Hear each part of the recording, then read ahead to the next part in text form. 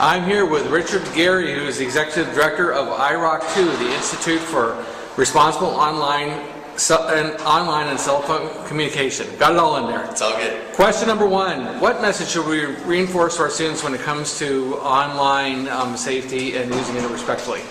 Yeah, I mean, basically what our organization is about is helping give a preventative mindset. And what we often tell students, teachers, parents, anyone, is you have a tool that allows you to instantly communicate with anyone on the planet and instantly share anything.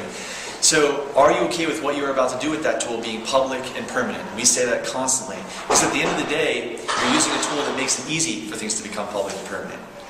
Question number two, what kind of things should we do as school counselors to protect ourselves in this age of technology? Sure. Well, as technology evolves, nobody can stay ahead of it. So we always recommend that counselors and schools in general have a policy in place, whether it be a social media, digital device usage.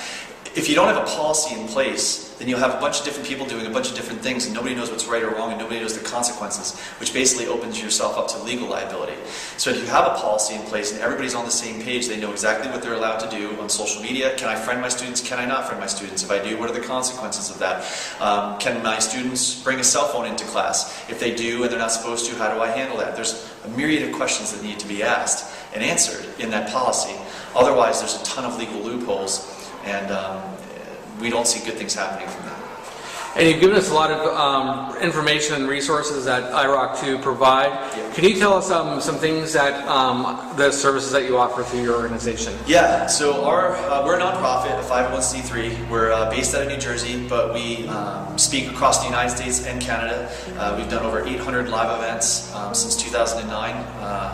And basically our whole message is about prevention. If you go to our website, iroc2.org, you can get a lot of information about what we do, what our live events are all about, and then some information as far as like our cyber risk assessment. That's a great tool for helping to teach prevention.